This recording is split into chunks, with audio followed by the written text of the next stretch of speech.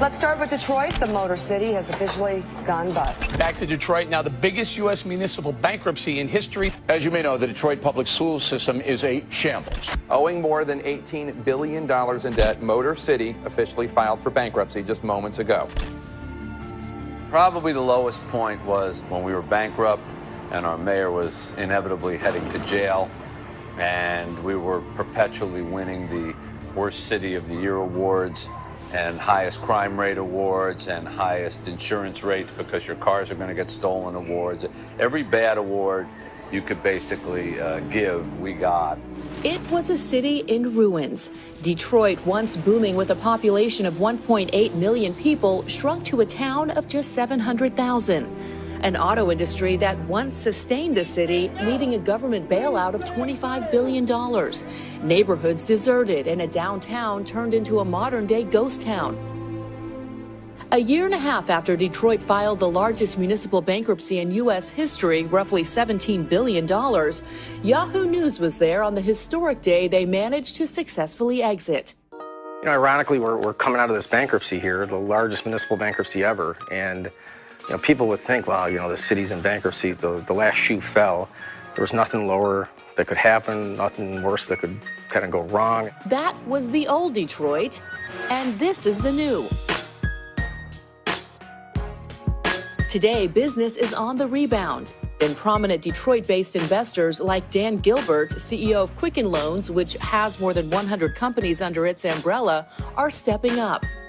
When I think of Detroit, I think of GM. I don't think of this Silicon Valley like office space that you have. Yeah, there really is a technology center here that's growing every day. About 110 new technology companies probably in the last 3 years alone. There's one block called the Madison Block and Madison Building, where it's sort of an entrepreneurial incubator, if you will. And then it used to be, you know, don't even go near there, you worry about safety. Now it's sort of, there's this intrigue because of, you know, the word's gotten out and the reality on the ground. And, you know, it's nice to know that at least there's some intrigue. People like you are showing up.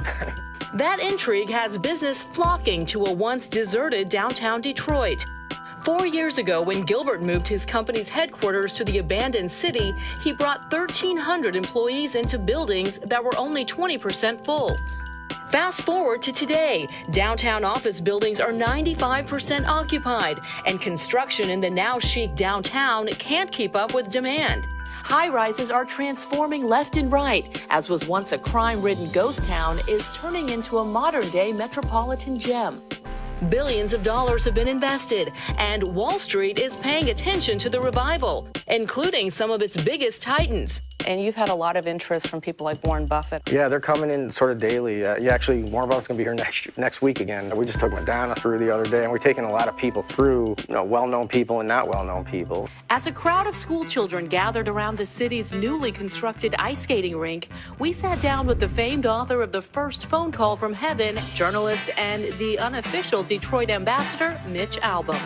What people may not realize is when you come to the downtown and there are apartments going up left and right here and they're all sold out, and they're mostly young people who are starting out or coming out of college, or they want to get a cheap apartment and the rents are low here. And what can you tell our viewers about this city that they may not know? There's a perception about Detroit that it has a real race issue. And I think that that's a lot of people looking at numbers and looking at geographics. So what they see is they see a city that's 86, 7, 8% black. And they saw Eminem's movie 8 Mile. I got your back. And 8 Mile is the dividing line between the end of the Detroit border and the suburbs. And there's a perception that no one ever crosses over. The truth that people don't understand is that down here, and in all the areas where the new apartments are going up, race is like the last thing that anybody's concerned about. And what about the reputation the city has nationwide? Do you think it's fair? No, I don't think that it's fair. I think that it's improving, and I think in a weird way, Detroit is becoming very chic. It's not all perfect yet. Just blocks away, homes and businesses are blight, with hundreds of millions of dollars from the bankruptcy dedicated to removing the abandoned structures in an effort to give the forgotten parts of the city a chance to start over. It's not going to overcome the decades of sort of reputation that people, or the images that people seen in their minds. So the main thing I always try to get across to everybody, just get here. Just get people here for a couple hours. Don't tell them about it on the phone, or don't write about it. Until you're here and can feel it and see it, you're not going to understand how exciting the opportunity is.